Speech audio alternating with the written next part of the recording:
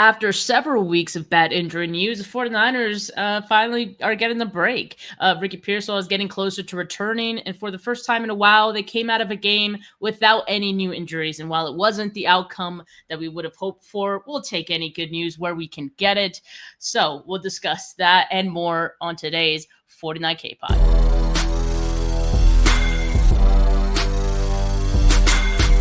You're listening to the 49 Carats Podcast, a 49ers Goldmine production with Stephanie Sanchez.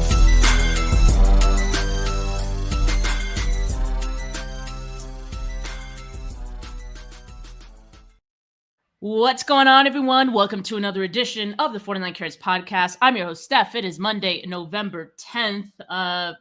Loser Monday? Like, what do we call a Monday where after the 49ers lost a game, Weston?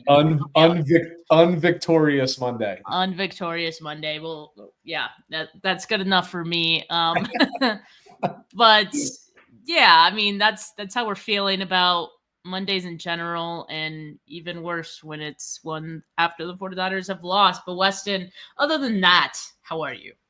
I'm good.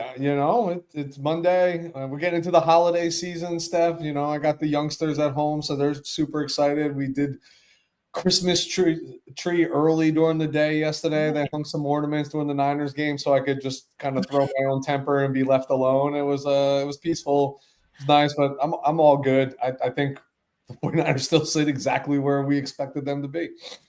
Yeah, I think that's kind of the crux of it, right? Like, especially after a week in which they didn't make any moves at the deadline, you kind of knew what was going into this game, or what they had going into this game, which was not a whole lot on the defensive side of the ball. The defensive performance on Sunday really reflected that, right? So I think that's, yeah, it's pretty much summarizes that game against the Rams. But the reason that I've titled this finally some good news for the 49ers, despite the bad loss yesterday, is because, I mean, we will kind of take our wins wherever we can get them. And the 49ers don't have any new injuries to report from that Week 10 game against the Rams. That certainly feels like a positive, Weston. And so now we're just monitoring existing injuries, right? So Alfred Collins, who got hurt in Thursday's practice, he, of course, did not play the game on Sunday. Kyle Shanahan did provide the update. He will continue to be evaluated, but he did also say that he was pretty close to playing on Sunday. So that's probably, a good sign that if he progresses as expected this week, he has a good shot of returning in Week 11.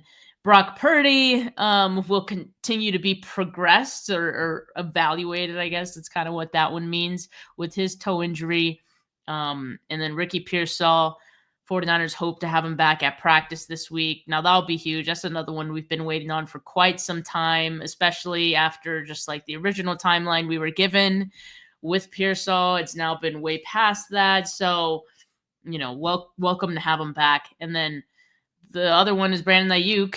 Will he have his practice window open? Kyle Shanahan said not this week for the second straight week, or actually, I guess at this point, a little more than that. But I guess this is where I want to take this conversation now. Let's talk about Brock Purdy first, because yesterday after the game, or actually to take a step back even further, I mean, we do know that Brock Purdy was questionable for this game.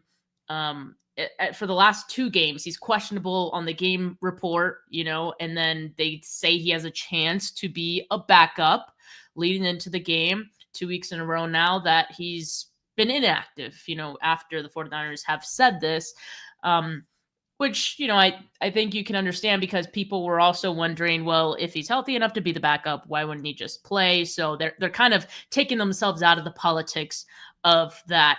Now, Kyle Shanahan was asked about Brock Purdy yesterday.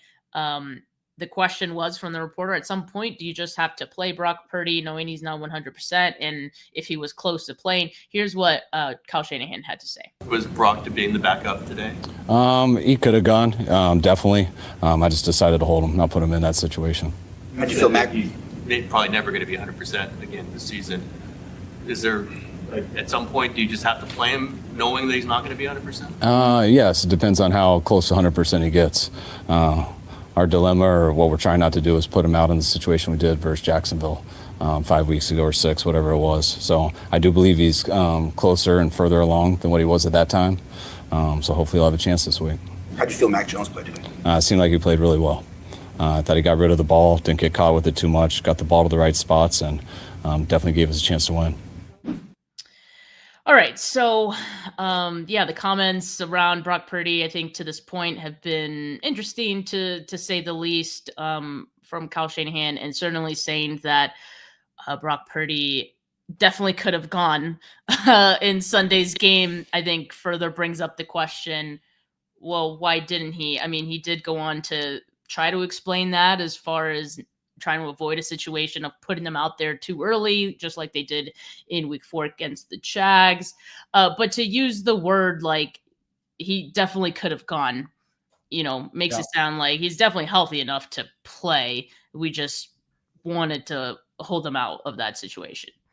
Yeah, I think as long as this is lingered on right now, like, yeah, he's healthy enough to go, but is he healthy enough to finish? Is he healthy? You know what I mean? There's just a lot that goes into it. Like, the further you separate yourself from the injury, the more time you get to rest. Maybe it's a little bit easier to recover from week to week, right? Like, and by resting and doing those things, I think what's not being said out loud, if you read between the lines, is like, yeah, we're getting closer to Brock being like where we're gonna put him out there, but it also needs to make sense. Like, are we playing for something? Are we biting for something? Right? Like, there's a lot that hangs in the balance. If this season starts to become a wash, like, do you need him out there? Right? Like, what's more important, the years beyond this, right, or right now? In a playoff push of some sort. So, I mean, at this point, I'm fine with it. In terms of like whatever they want to do with him. What I don't ever want to see in this scenario is if you dress him as 2, he might as well be 1, right? So as long as he's not on the active, he's not active on game day, or he's, defined as inactive, then the logic here makes sense. We're letting him rest. And the biggest thing that comes out of that is, yeah, Mac is playing really freaking well right now, which makes it easier to not have to rush the guy out there if you're still winning football games or being competitive in football games. Here's the truth.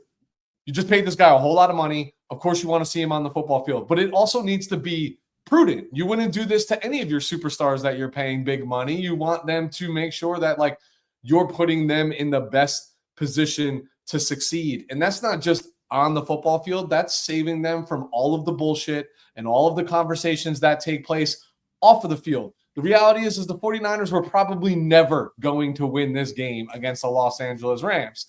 And if it's Brock that you march out there and it doesn't look flawless, here we go, right? Like, eruption in the media. Like, so I think this is about hedging your bet. This is protecting your player, not just physically, but like mentally, and protecting your locker room. So at this point in time, I am fine with how they're handling the Brock Purdy situation. Like, I'm fine with it. Now, the speculation, of course, naturally from many, is that because Mac Jones is playing as well as he has been, and there's no doubt about that, are the 49ers sneakily playing the hot hand here by just under the guise of, we just want Brock Purdy to get to 100%.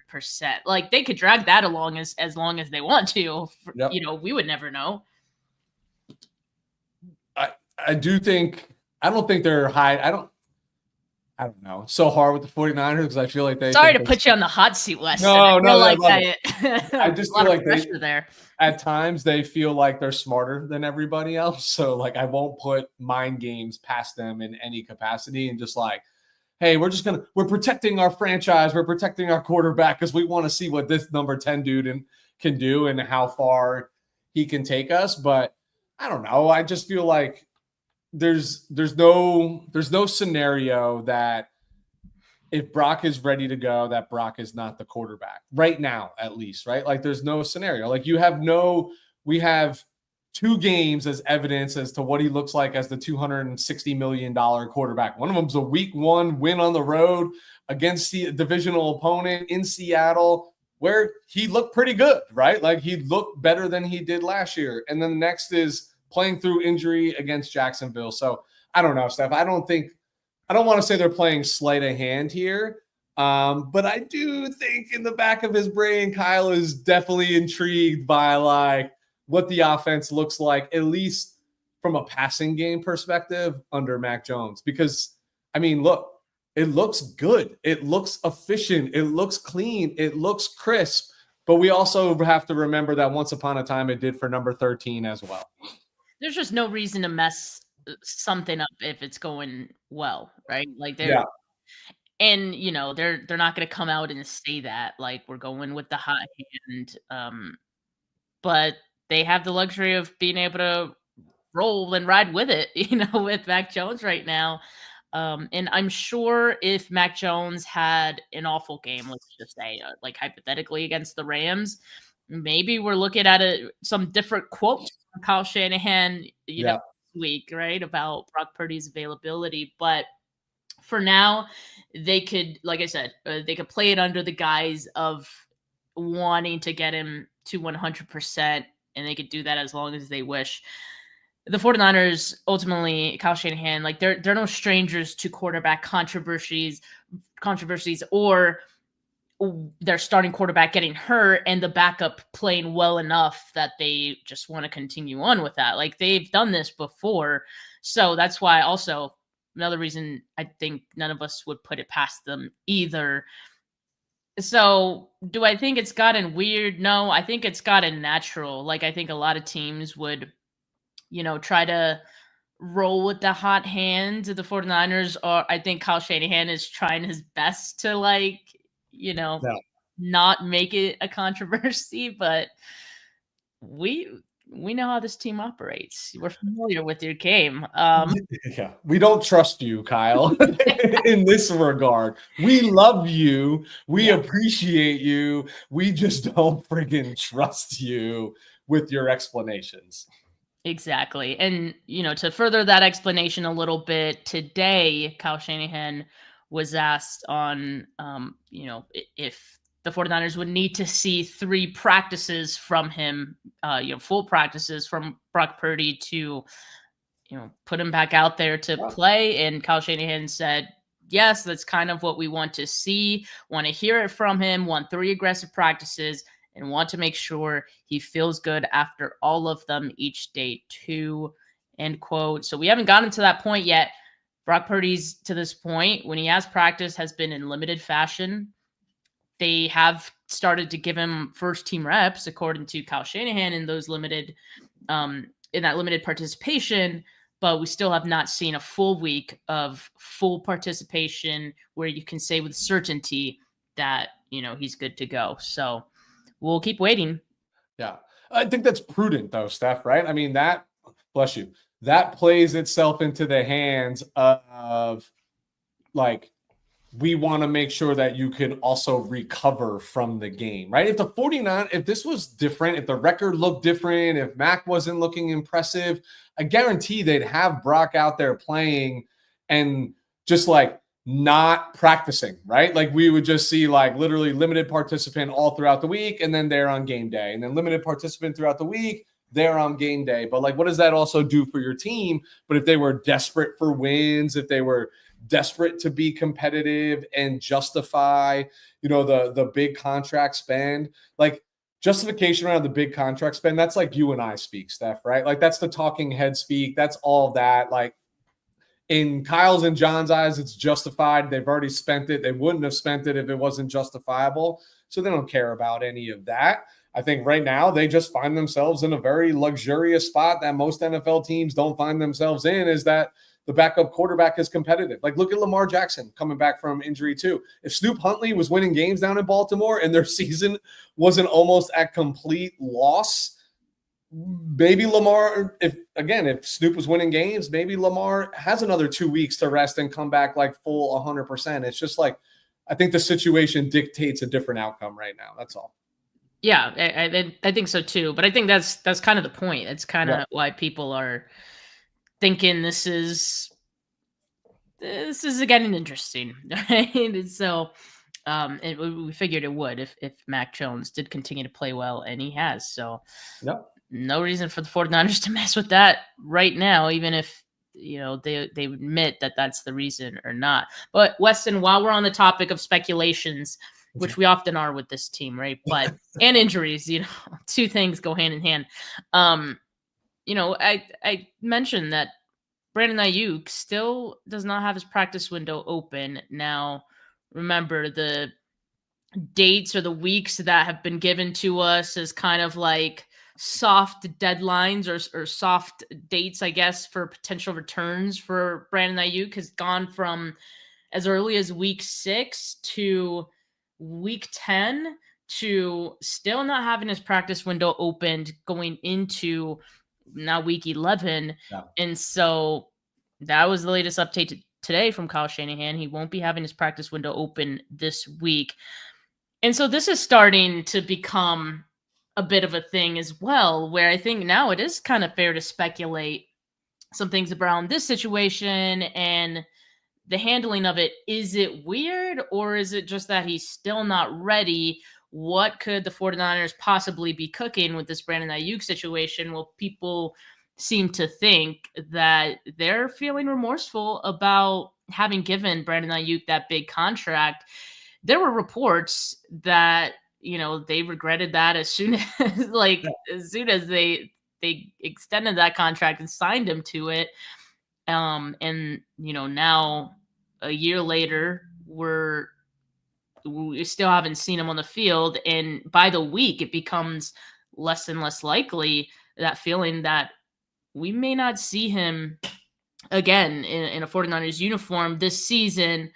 And some people think ever that maybe after the season, like, they're trying to trade him, and that's why they don't want him out there, that they're trying to preserve him and not risk him to further injury so that they could trade him and his contract away after this year. I don't know if I wanted to go that far with it, but by the week, it gets a little harder to think that something weird isn't going on in the background here.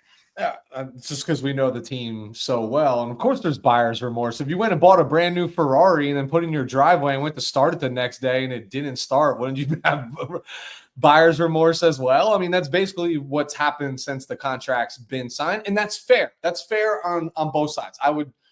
Brandon Ayuk and his camp would agree that this has not gone the way that they've anticipated, from the negotiations to what happened after he got paid anyway.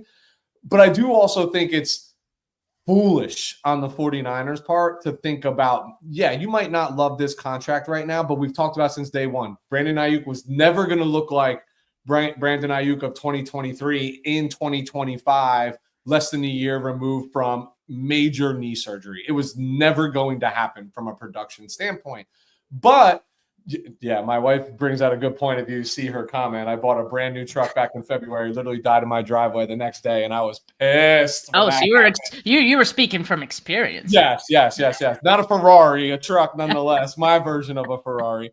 That being said, like, silly game to be playing right now. Like, if you're really thinking about trying to move off this contract, you're getting pennies on the dollar in return with a year removed from football, coming off major knee surgery with no tape, right? You have no idea what it looks like on the other side. So I know you want to protect the injury, but you're also not protecting your investment.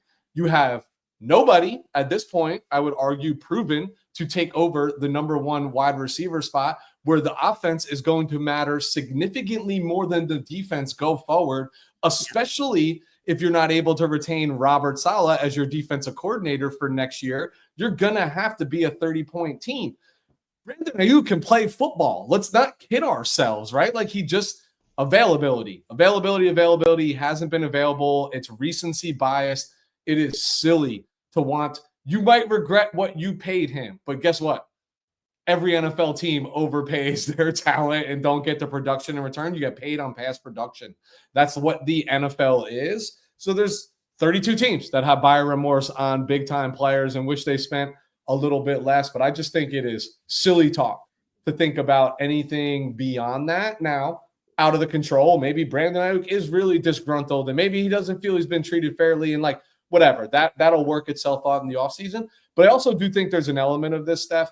Remember once upon a time in like literally like late July, people are like, Brandon Ayuk might be ready for week 1, right? And here we are, week 10, obviously not a thing. Don't think it's going to be a thing in 11 or 12, probably after the bye week. But I also think we're fixated on this like 3-week practice window. Like he's there, he's being evaluated. It could be something that as soon as the window's open, like that means it's full steam ahead, ready to go, right? It's not like 21 days after the week. So we don't know. I'm speculating as well.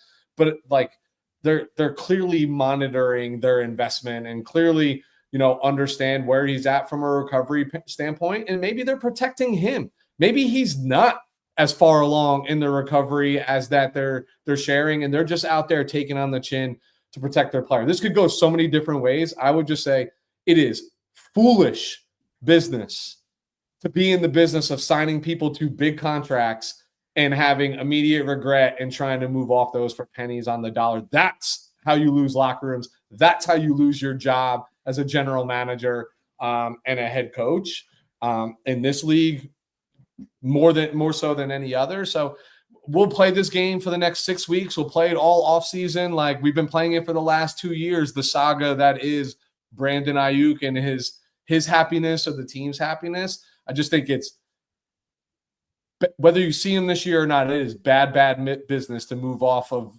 somebody you paid to be your number 1 wide receiver just after you paid somebody big money to be your number 1 wide receiver and moved off them a year later. Whether you were right or wrong in the decision, it's bad business, in my opinion. I mean, it is. It definitely is bad business.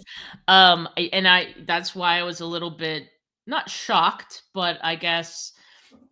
And the reason I'm not shocked is because we know how the negotiations went down. Yep. They were exceptionally contentious. And I don't know if that relationship has improved enough for both sides to really feel comfortable about it. I think, what you say is probably right. A lot of teams have some buyer's remorse on big contracts that they do if they don't feel like they're getting their return on investment afterwards.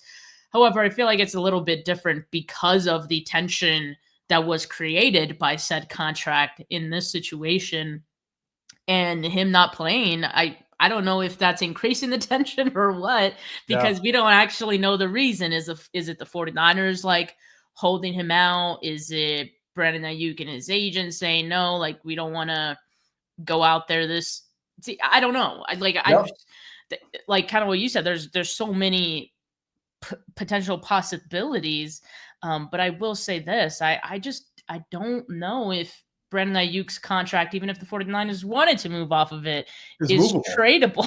Yeah, for being honest.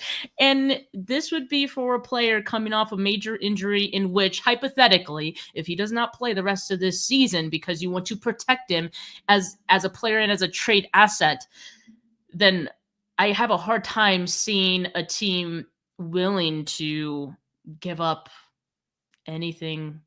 No day 1 pick, no day 2 pick, right? And that looks terrible too. So this whole thing doesn't make sense to me. What position would you rather be in as a team, right? At the end of the day, if I'm running the team, regardless of somebody's content with me as well, they are an employee and I am running and managing a business.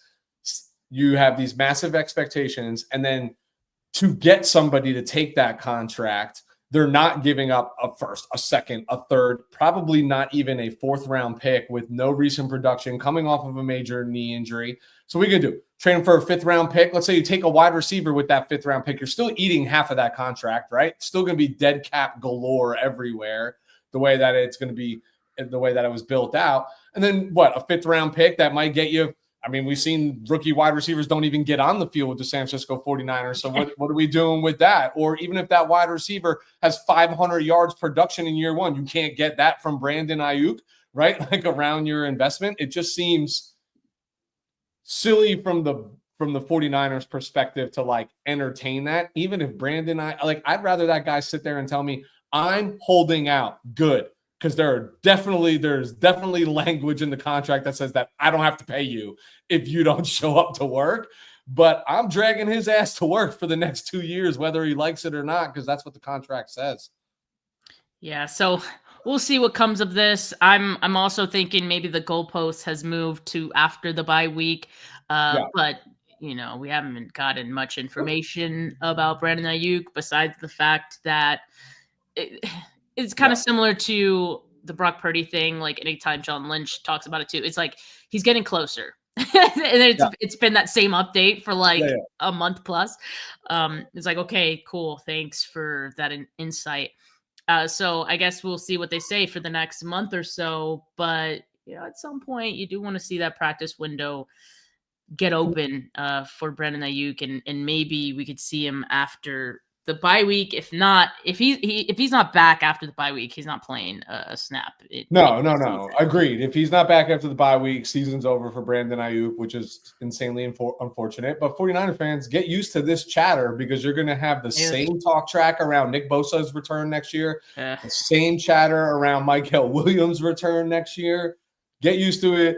Interpret it. Oh, we're used to it. Oh, yeah. We don't enjoy it, but we're used to it. No. But we're here to sort it out for you, right, Steph? That's why we do this on Monday. We're here to speculate. That's our favorite thing to do is speculate. It's all we could do. I mean, what? We don't get much information. So we'll be waiting the good updates, I guess, on Brandon Ayuk if that day ever comes. Now, let's shift over to, the game that we watched yesterday. Yeah. Rams handed it to the 49ers at home. The defense got completely exposed by this Los Angeles offense. Again, you could have probably expected some version of that given how depleted the 49ers defense is. And, that Rams offense is pretty freaking good. So after week 5 and how that went, you knew the Rams were going to look for some revenge from that. Now, there isn't much to analyze what I said yesterday, though, Weston, and I want to get your thoughts. I just feel like this defense is what it is. With all the injuries that have happened, what it is. They, didn't want to overspend on bringing someone else in at the deadline. Fine. They knew what they were signing up for in accepting that. And the result is what you saw on Sunday, right? Yep. And it's also fair for someone to say that this team, this defense is not one more traded player away from winning that game. And I think that would be fair. But could they have been one player away from making one more stop? Yeah. Because that's kind of all they needed at like couple points in this game. Yeah. Which could have put them in it. And then you don't know what happens, right? Maybe you go to OT. I don't know. But I think it's fair for people to be upset, for people who were upset that the 49ers didn't make moves at the trade deadline, to say, see, this is what happens when you weren't aggressive enough in helping. Because it wasn't even we know it wasn't a trade move that would have been for Super Bowl. Like, we knew that. No. It was simply a move that we were begging for this team to just help the defense because they were just in such bad shape with the injuries. So yeah, it's kind of hard to argue against, people who feel that way after that game in this week until they can undo that with a more positive performance. And you look at these next 3 games, and that's certainly on the table. I think this defense is capable of playing some competitive games. But if you're playing a team as good as the Rams and that offense, it's going to look like that in those cases. Yeah, so a couple things about the game. First and foremost, I'm not saying this because they won the football game. Like, I actually firmly believe that as of right now, the Rams are the most complete team in the National Football League. That's just my belief, both offensively, defensively, and the 49ers hung around. But to your point, specifically around the defense, this was the first time I thought they just had a poor game plan and bad execution against the Texans, right? In that loss, this game is what it looks like when you run out of bodies, right? Like, hey, they couldn't stop a nosebleed on the first 3 possessions of the LA Rams. Then they figured a few things out, made a stop here, offense, was able to go down, put some points on the board, stop the bleeding eventually. And by the way, the offense got in their own way in the first half as well. That could have kept this game closer than it really was. But even in the second half, they made some stops, and then just late that third quarter, early fourth quarter, you saw the fatigue kick in, right? You saw the absence of a playmaker who can make that stop, and the Achilles heel is on third down because they have to send pressure on third down after the quarterback, and if you don't pressure Matthew Stafford, he will destroy you. Like, he will literally pick you apart. But now you're in man-to-man coverage against Devontae Adams, Puka Nacua, Sean McVay play calling, and you're just at a disadvantage where you make consecutive plays on defense, and then it's third and long, and then lo and behold, right, they pick up the first down and just keep the drive going, keep that defense out there, tire you out. I think this is the first time you really saw what a lack of bodies and a lack of depth does for you. But what this game also did for me, Steph, is it angered me so much. And it wasn't the game. Again, it's kind of I expected more of what we saw on the Rams' first three possessions throughout the entirety of the game. That was my expectation going in. My frustration is with the fan police, right, coming out of this game about being, how are 49ers fans satisfied with that output, or whatever terminology they want to use. And guys, I'm not making excuses, but if you take away from the Rams what the 49ers are missing by position, right? Are they 8-2? Absolutely not. If you take it away from the Indianapolis Colts, any of these teams sitting at the top, the Detroit Lions, that team's not the same. Applaud the 49ers that they still have fight, that they still keep coming, because even when the team was loaded with superstars, we've seen the 49ers fold when they don't get out to a hot start, right? And this version of them did not fold by any means. But I just think there are people out there that don't understand the pedigree of a national, they expect that not only do we have the best player at the position in the National Football League, we have the second best player at the position in the National Football League who backs up the guy who's not there. And that's not the way the NFL works. That is why there's parity. There are 32 teams in the league. You lose starters, you're in big friggin' trouble. That's it. And the fact that I am proud of this football team because they actually show up with fight and grit. I take George Kittle as a prime example with his touchdown at the end of the game, making spectacular plays as a leader of this football team when that game is all but done on the clock, right? You're not winning that football game. The writing's on the wall, still playing character on this team, right? And you are seeing certain players make splash plays here. It's just it's just the consistency that we're not seeing because these guys are being thrusted into situations they haven't been part of. Malik Mustafa is coming off of a torn ACL and is in his third week back on the field playing safety. That's hard to do. We can make excuses for everyone, and I am making them for them right now because I do think there's an element of this squad that we want Super Bowls, we want results, but what do you freaking expect when you take out the number ones and number twos on this roster across the board at every single position? They're not even there anymore. You know what I mean? What do you really expect? I don't know. That's where I get mad and I get frustrated because it's just I think people think that the way they view the 49ers is the way that they manage it while they're playing Madden. You know what I mean? In a video game that they can just turn off trade declines and things like that and just stack a roster. And that's just not how the National Football League works.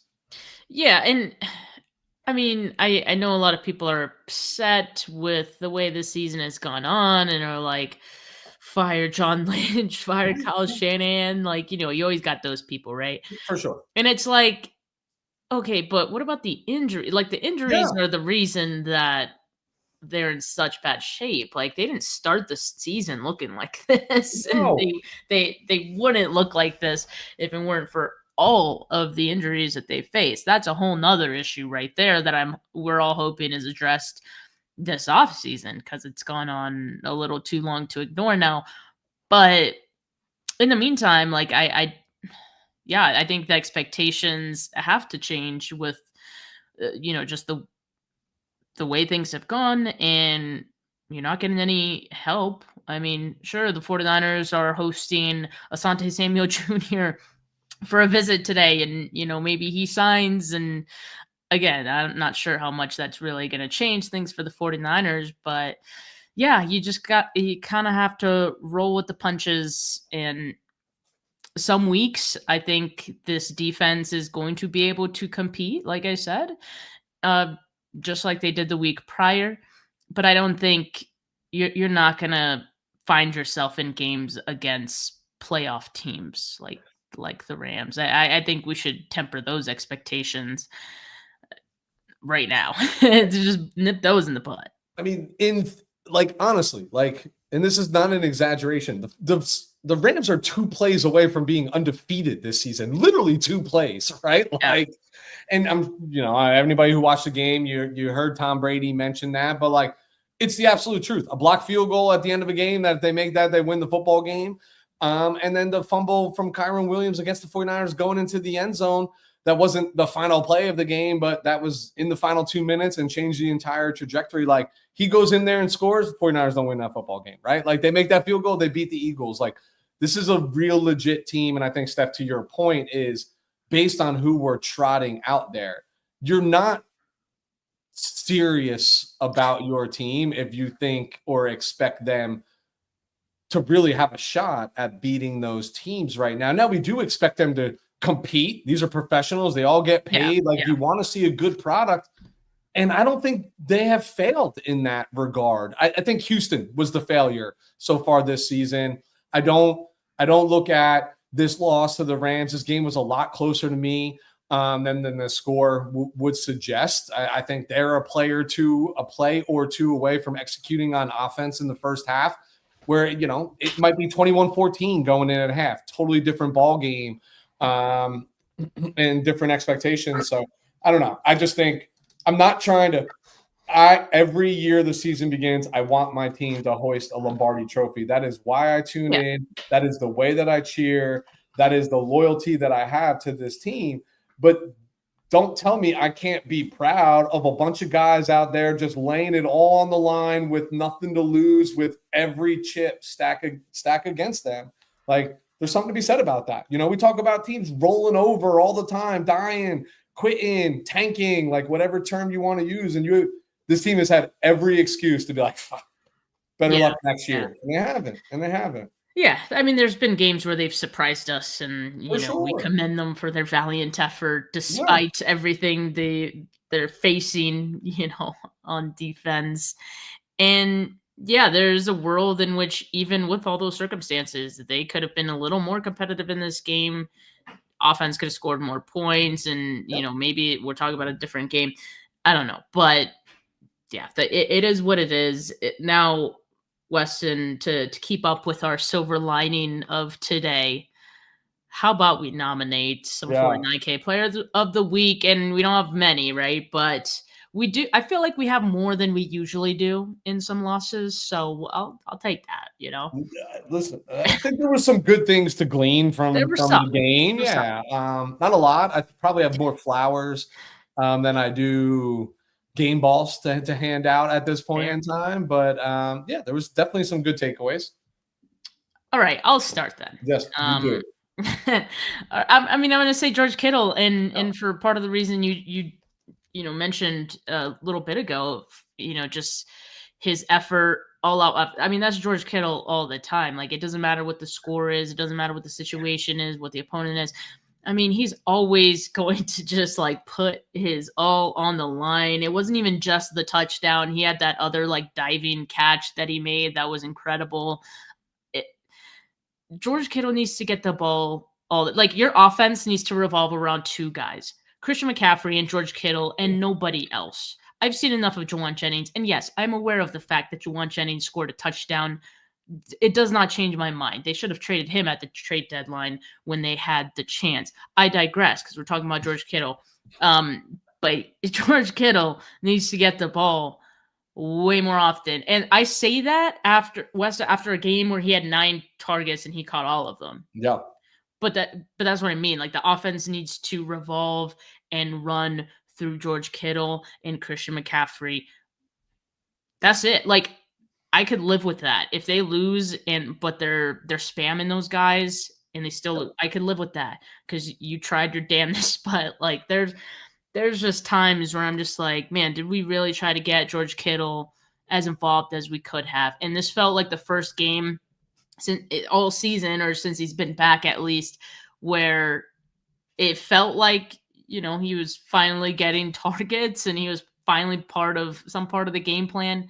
I'd like to see that each and every week because he's too talented. He's too talented and it's not just that, but he rewards you for targeting him with, like you were saying, all out effort all the time. And you just have no idea how far that can go in galvanizing your team and getting them up like, yeah, let's do this sort of thing. So that's what George Kittle brings to the table anytime he steps onto the field. The 49ers need to take advantage of that a little bit more. But I thought this was a game in which I need to nominate him for 49K Player of the Week.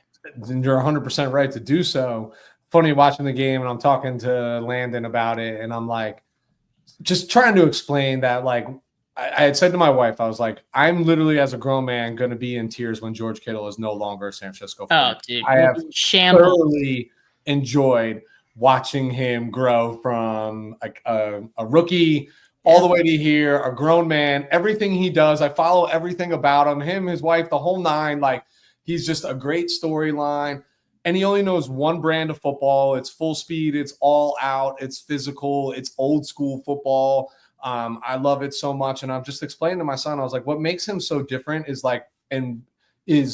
when you watch him, he is having fun, right? And he's not out there demanding the ball or doing the diva things for a guy that needs to be involved in the offense. And I think, Steph, your point was spot on. You are rewarded when you target George Kittle, not just with the result when the ball is in the air and after the catch and when he thinks, but things that he does with the ball in his hands are like game-changing in the sense he runs over somebody, the whole sideline goes crazy, momentum starts going, right? Like you give him a couple good he makes a couple plays in the passing game, his blocking gets better, right? Like you are exponentially rewarded for pouring your effort into number 85. And to top it all off, he's a mismatch. Like you can put him anywhere on the field. You can line him up as the sixth offensive lineman and design plays from all day. You can split him out. You can drag a linebacker outside of the box and make him cover him. There's not a safety in the league that can cover him. Like he's that freaking good. There are times, as much as I value George Kittle, as much as he's had such production, there are times I wondered, has his career been wasted in Kyle Shanahan's offense? Like, could there be more for him in a higher octane offense that throws the ball 35 to 40 times a week on average? I don't know, but yeah, George Kittle, the national treasure that he is. George Kittle. George freaking Kittle, man. Yeah. He's like a golden retriever, but also on the field, like he's more like a cattle dog because he's just always looking for work, happy to be working. It's like, what you got for me next? And when he's doing it, like that's his life work, right? There's his purpose, it's just the kind of player that he is. Again, 49ers need to take advantage of that. All right. Who else you got? Did you have anyone else? I do. I got one other, and it's Mac Jones. Again. Of course. I mean, 33 of 39, 319 yards, 3 touchdowns. Yes, he had the pick. Look, at the end of the day, the interception was a better result than if he got sacked in that moment in time. And he's a headsy player. He put the ball out there. Steve, his player, can make a play. It wasn't the greatest pass. It wasn't, the greatest window, anything along those lines. So I don't ding him for that, just given the moment of the game. I thought he made you could say, he underthrew Robinson the one time, but Robinson did a piss poor job of coming back and trying to draw a flag in any instance in that regard, in my opinion. But I thought Mac Jones played a hell of a game, continues to play hell of a games. Like they lauded Matthew Stafford for how he played and how he executed throughout this entire game. And all Mac Jones did was statistically outperform Matthew Stafford throughout the entire game. 8.2 yards per pass. Like I don't want to stir the quarterback controversy pot because I don't necessarily believe that there is one, but I have really, really enjoyed watching Mac Jones play quarterback for this team. Another one, like I think his career's gone away where it's less about the business. It's more about having fun, and you're seeing the results of that, where he's just out there letting it rip, trusting his gut. Yeah. Hey, I've been playing this game my whole life. I know how to read, I know how to read a defense. I'm just going to let it go. Because if he throws 4 picks in the game, what else are they going to do? They're going to put in Adrian Martinez? I don't think so. You know what I mean? Like, seriously, like, there's something to be said when you're not the one looking over your shoulder and have to play timid. Like, you can – this is – Steph, like, I swear to God, I think I'm right if I was to go prove this out. But backup quarterbacks in the first game that they are the actual starter coming from being a backup, and they might be – I guarantee they win more than they lose. Because they just go out there and let it rip and trust their football instincts. It's when they start to have a little success and people start looking at you differently than just a backup quarterback, where the walls come caving in and you collapse under the pressure of being, a starter in the National Football League. But Mac, it's Mac. And what was really nice to see was he was kept clean this game, right? Like, he didn't spend a lot of time on the ground. He was pretty cute and creative in the pocket, evident by that Luke Farrell touchdown, right? Where he bought time, stepped up, moved around on 3 broken knees. Look at him this point, and looking like the Tin Man out there, but still getting it done. Mac Jones. I mean, week after week, this dude comes to play football. Yeah, I definitely think, Weston, there is something to the perception of backup quarterbacks. And when a backup quarterback has success, it's seen in a different light. It's appreciated a little bit differently, and mistakes are excused even differently than if you're the starting quarterback, is what I've found. Because there's no big price tag on Mac Jones either. So we'll forgive him for a lot of things. I was actually thinking about that when I watched this game. Now, you look at Mac's stats and you watch this game as well, you think he's playing really well. There were also a couple of, like, from the incompletions. Some of those incompletions were near picks. There were like 2 of them, and then he threw the 1 pick. That's not to say that he played bad. I'm just saying that if 2024 Brock Purdy played that exact same game, or had the same statistics, where he's 33 of 39, but his incompletions were near picks and he throws 1 pick, like, I feel like there'd be a different perception, and admittedly, even for myself, like, so I did think about that. I self-reflected, Weston, but you know what, I do still really appreciate what Mac Jones is doing. I think even this whole thing of, well, the 49ers miss Brock Purdy's mobility. I think, and that was something I was saying pretty early in the season when Brock Purdy was missing time. But I feel like as time has gone on, that's becoming less of a gap for me between the 2 quarterbacks. I understand Brock is more mobile, but I also understand when I'm watching these games, it hasn't mattered that much that Mac Jones is not as mobile, because he's not really getting sacked as much as you would think he would for a non-mobile guy. Why? Because he gets the ball out quickly. Real quick. And that's his strength. He didn't get sacked at all yesterday, right? And again, we talked about the fact he could have taken a sack there, instead threw a pick. But he's getting the ball out quickly, and that's a strength that you got to appreciate from him as well. Very decisive, very comfortable in his skill set. And I like to see that from him. They're slightly different, but the way that he's executing this offense can't go unnoticed anymore. And, for anyone who is a Brock Purdy fan, just remember, you're a fan of the 49ers. Don't feel bad about being a fan of what Mac Jones is doing. Don't feel defensive, and feel like you have to protect Brock Purdy. Like, it's no indictment on Brock Purdy at all that Mac Jones is playing well. It's just facts. And as a fan of the 49ers, got to root for whoever's under center on Sunday. And that happens to be Mac Jones, and he happens to be playing pretty damn well when he has started. So, yes, this is a performance I think we have to appreciate. Definitely one worthy of being nominated for 49K Player of the Week. Yeah, I just think, like, I have this new appreciation for Mac Jones. Like, Steph, I don't know if you remember, but when they drafted Trey Lance, North Dakota State put out this like massive like hype video that went like viral. The NFL put it out, and it was clippings of everybody being so excited over the Trey Lance pick. I'm in that video. You mentioned this, I think. And you see me in the beginning being like, please don't be Mac Jones. Please don't be Mac Jones. Please don't be Mac Jones. Because at the time, they didn't want the 49ers to give up all that stuff to go get a quarterback they could have got. And if they just stayed where they were and drafted in the first place, it felt like mortgaging the future for the safe bet. But now you come in, you embrace him because he's part of your team. You watch him play. He's having a lot of fun out there. He is definitively matured, since his college days, his NFL experience. Like, as long as Mac Jones doesn't go from the 49ers to either the Rams or the Seahawks, I could even tolerate the Cardinals. He's made a fan in me. I respect his game. I respect how he approaches it. I see how his teammates, rally around him. There's just a lot to like about Mac. And I'm just kind of echoing your sentiment about like 49er fans. Like, you don't have to choose between Mac Jones and Brock Purdy. There's actually not a choice.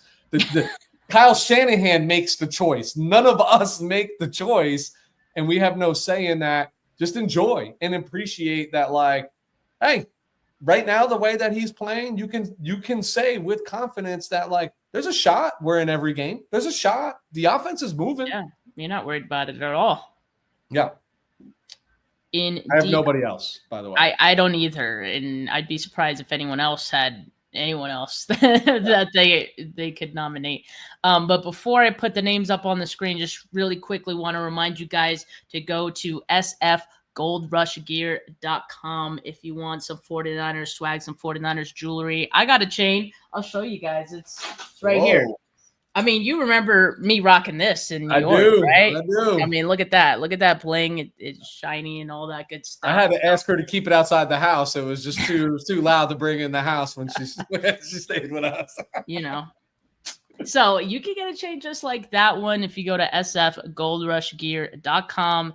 Get 20% off your order if you use the code 49K. All right, that is my gift to you guys.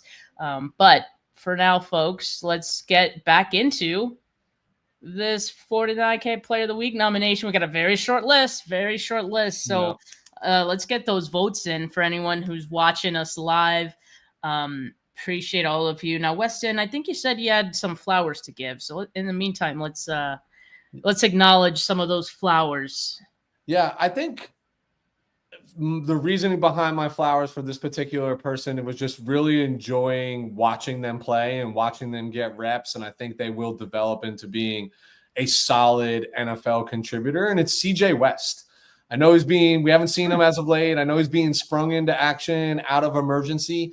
Obviously he's a big, stout body, right? That can anchor in the middle. He will get stronger. He's still very young. In terms of his NFL career. But I also think what I liked most about him and what I appreciated most about him was I saw several times after plays, Rams players getting like irritated by him and chippy with him and taking like the extra shots that, hey, in a big time moment that goes half a step too far, that might be a 15-yard penalty against them. And I feel like what this defense is missing right now is an agitator. You know what I mean? Not a Dre Greenlaw, because I just think at times he was just reckless with some of those things, and we got a taste of that a little too far in this game. Yeah, he's always like a step too far.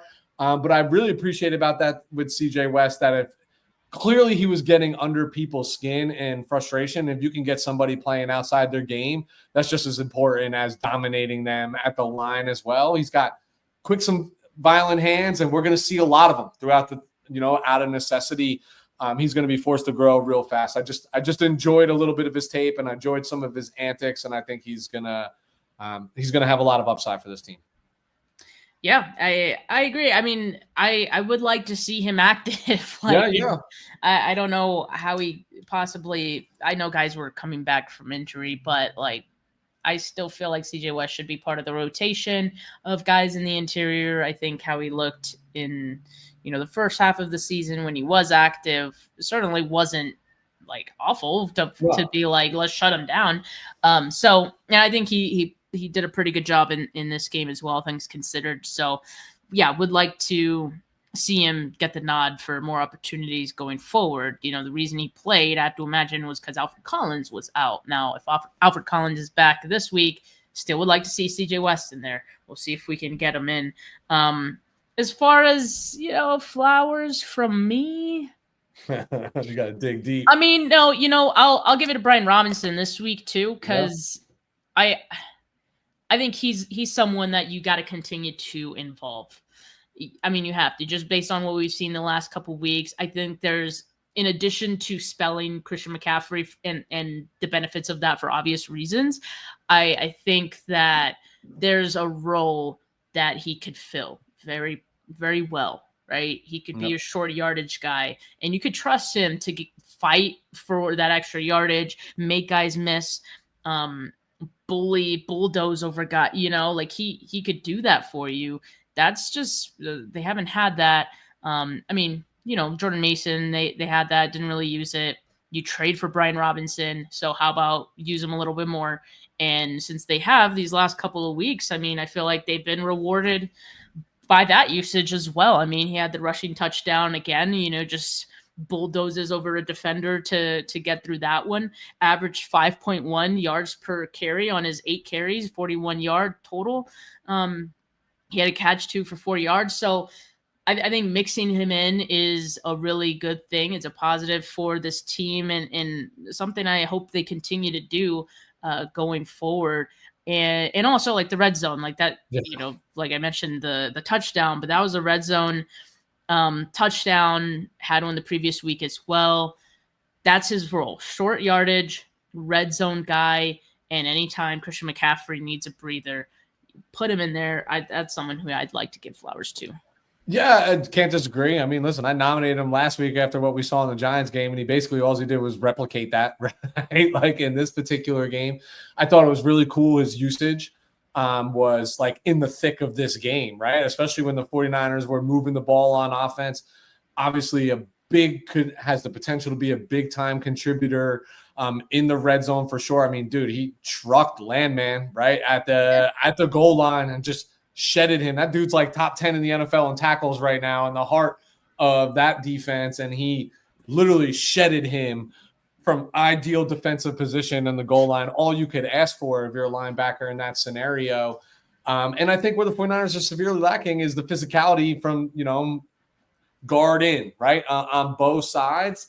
That makes it harder to run in the red zone where you're trying to do all the cutesy stuff with Christian McCaffrey and get him outside on the edge. Sometimes you got to be able just to run it between the tackles. And I'm not saying Christian McCaffrey can't run between the tackles. I'm just saying Brian Robinson, a little bit more of physicality to him in that style of run. Yeah. And look, weather's only getting colder.